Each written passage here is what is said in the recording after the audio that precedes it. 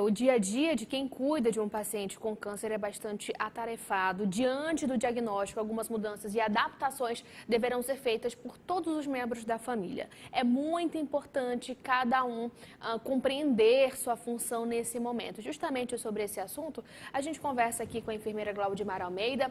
Ela é enfermeira, né, especialista na área.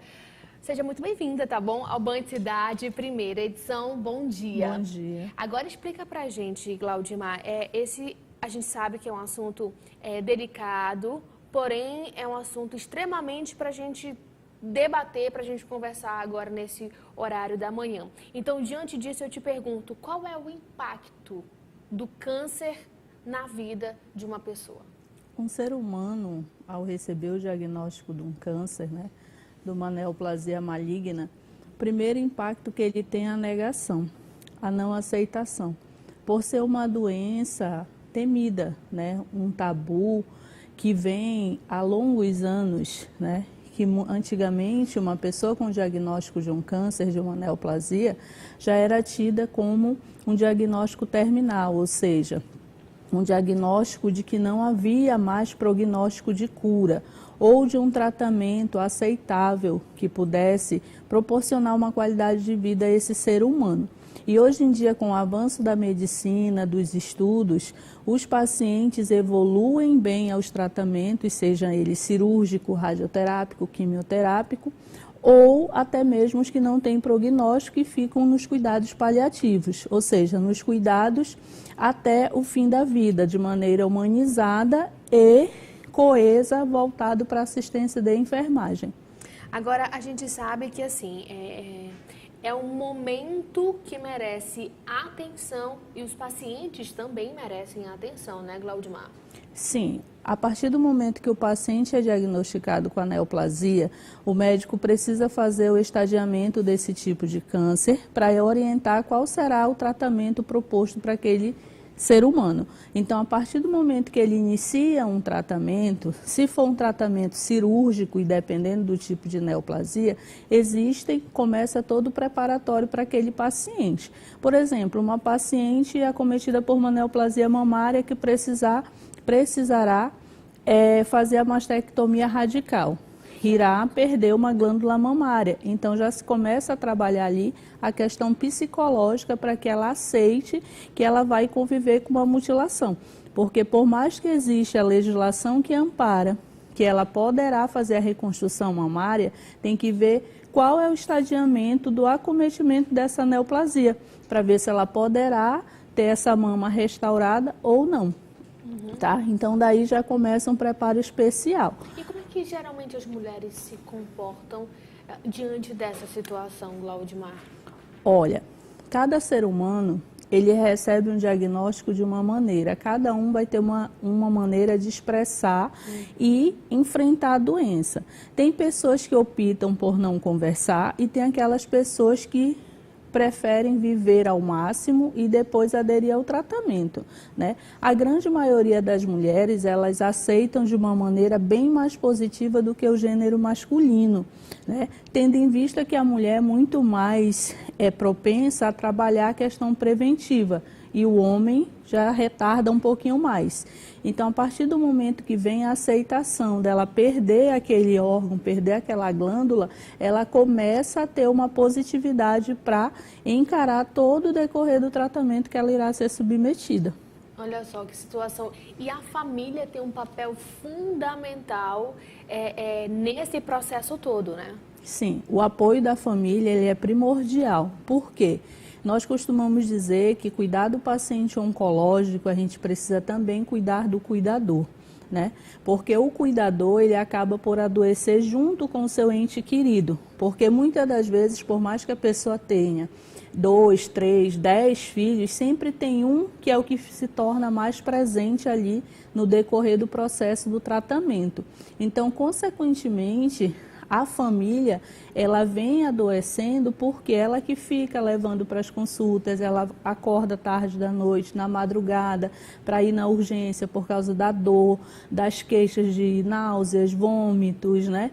Problemas renais. Então, o familiar, ele é uma ferramenta muito importante, é um elo, né, entre a equipe de saúde e o paciente, porque muitas das vezes nós passamos algumas informações para ele que não poderá ser passada de imediato ao paciente, né? Um paciente, quando ele é diagnosticado ou encaminhado para uns cuidados paliativos, por exemplo, não é diretamente, a notícia não é dada diretamente a ele.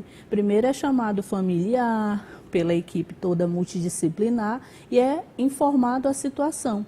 Aí eles, muitas das vezes, optam por decidir se querem que o seu ente querido faça parte desse processo de informação.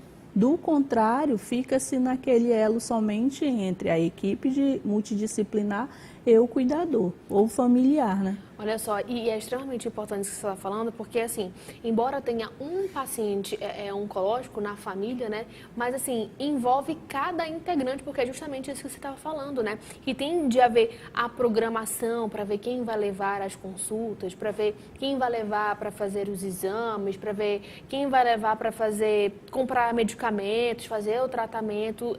Envolve de fato todo mundo, né? Envolve e precisa, porque Sim. não é só um familiar que fica presente, Isso. né? Se o paciente está internado, principalmente, nós costumamos brincar que às vezes chegou a hora de trocar o plantão, então eles passam o plantão do seu ente querido, né? Seja de 6 horas, seja de 12 horas, então tem essa troca também entre eles e as informações têm que ser repassadas, porque se os funcionários do turno noturno chegam no plantão e de repente tem uma informação que por algum descuido não está anotado, não foi evoluído, o cuidador, ele é essa ferramenta para fornecer essa informação. Então, se já saiu o cuidador do dia, o parente que estava de dia, essa informação já irá ficar dispersa para dar continuidade naquela assistência. Às vezes é uma resposta a uma medicação para dor, às vezes é uma resposta do antiemético que não surtiu o efeito ou que o paciente tomou e de repente fez um processo alérgico.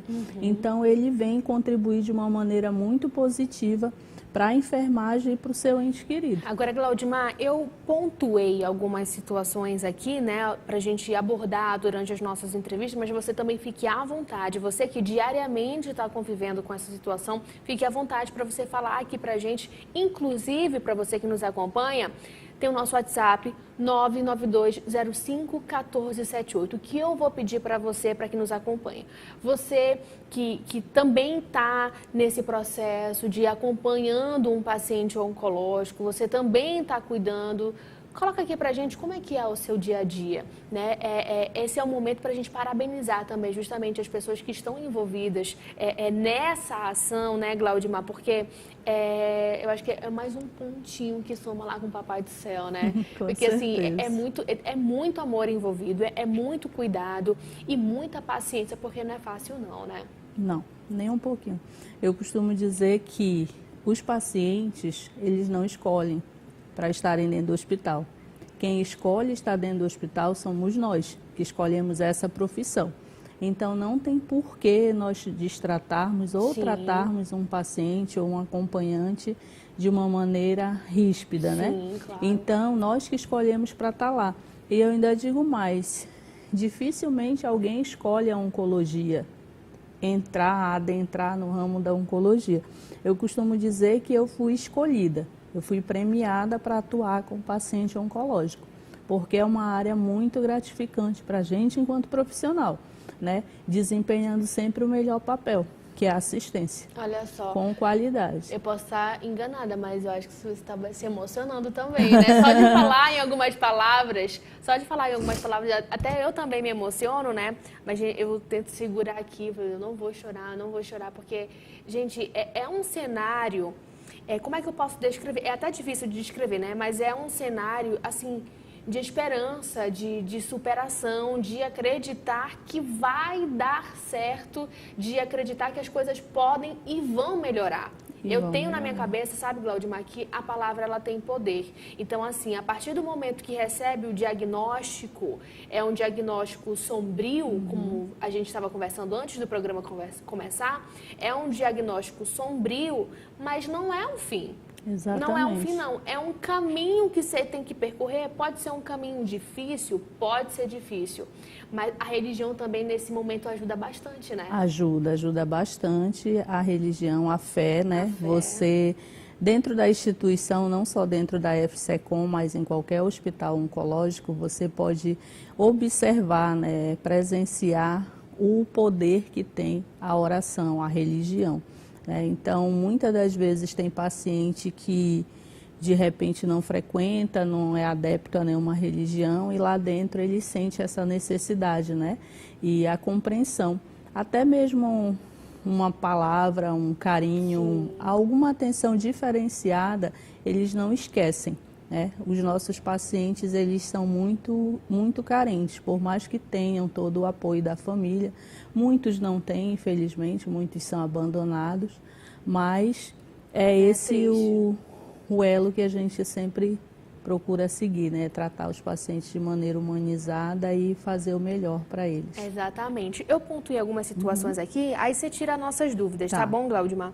Olha só, tem alguns pacientes oncológicos que sofrem com prisão de ventre, né? Nesse caso, o que é feito para ajudar?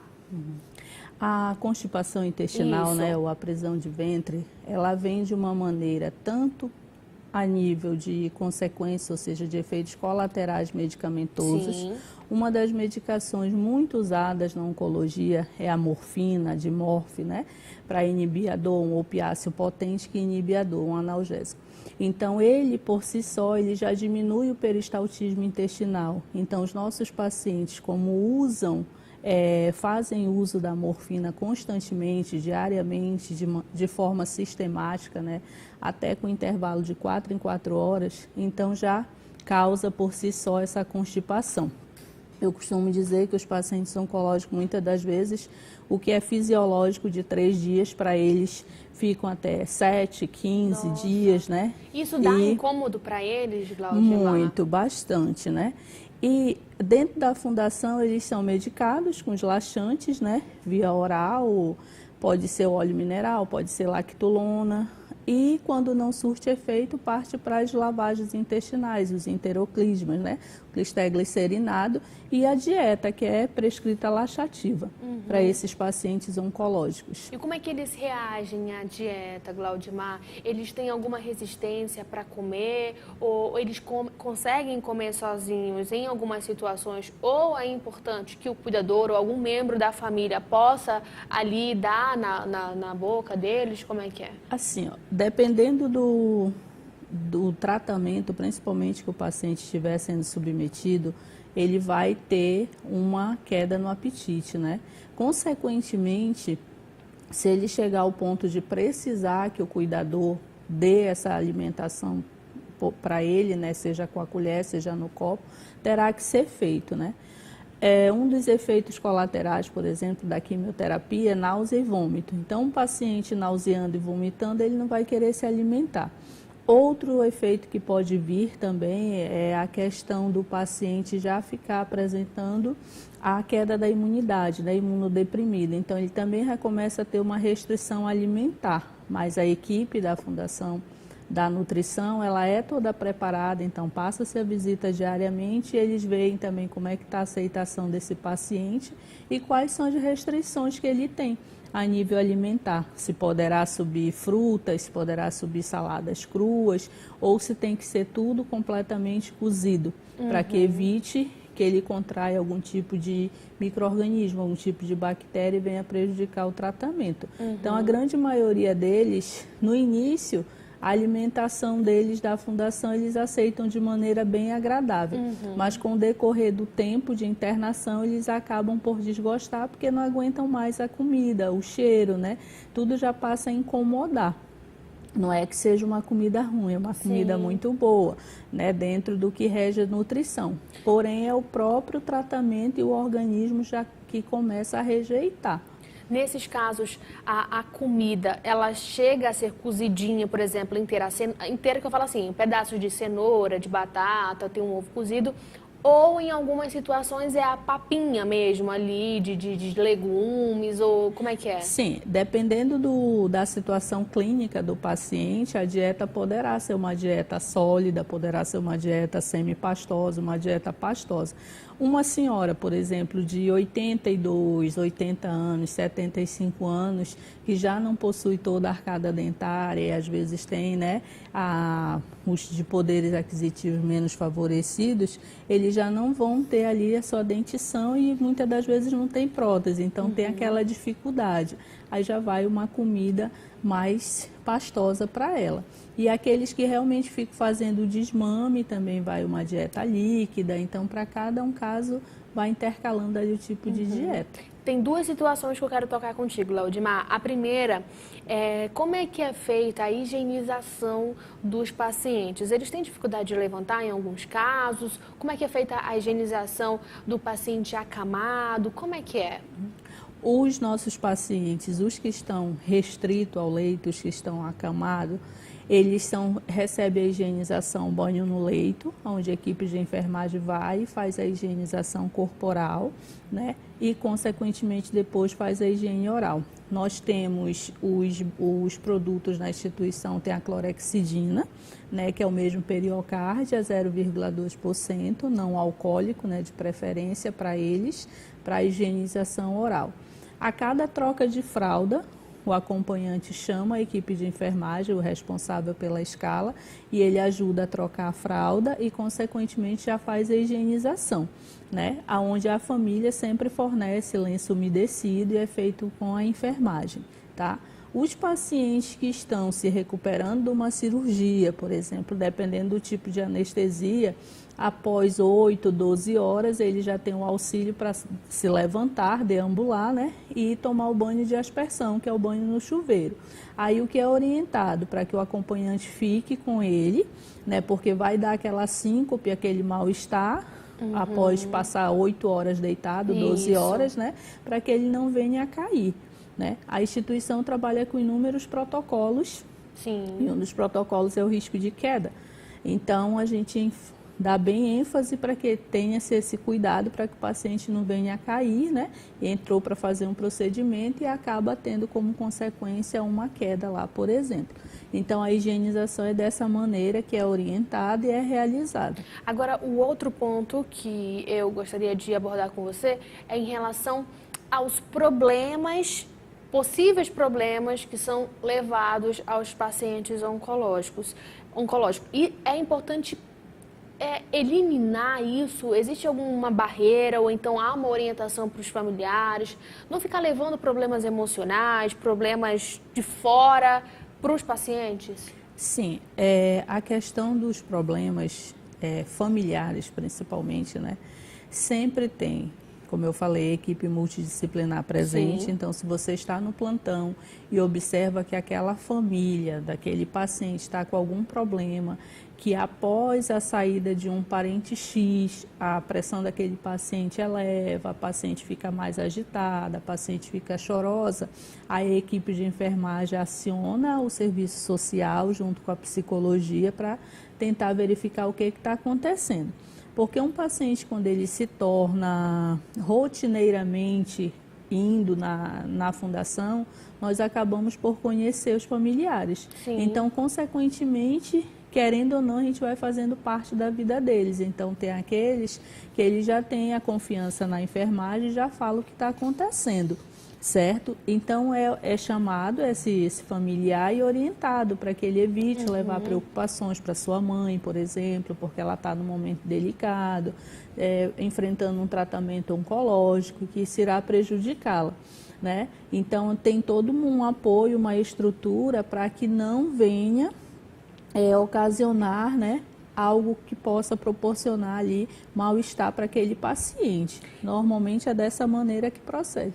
Enfermeira Glaudimar Almeida, eu quero agradecer a sua participação riquíssima aqui no Band Cidade, primeira edição. Muito obrigada, viu? Também. Por essas informações, para desenhar um pouco do cenário aqui para a gente. Desenhou tão bem que até a gente se emocionou aqui. Mas assim, eu quero deixar as portas abertas para você voltar, para a gente falar mais dessa atenção especial aos pacientes oncológicos. Você que nos acompanha daí de casa pode mandar qual é a sua realidade, qual é a realidade do seu ente aí da família, ente querido, enfim, manda pra gente, tá bom? É sempre muito legal a gente conversar sobre os assuntos assim, tá certo? Muito obrigada mais uma vez. Eu que agradeço também. Seja sempre bem-vinda, tá bom?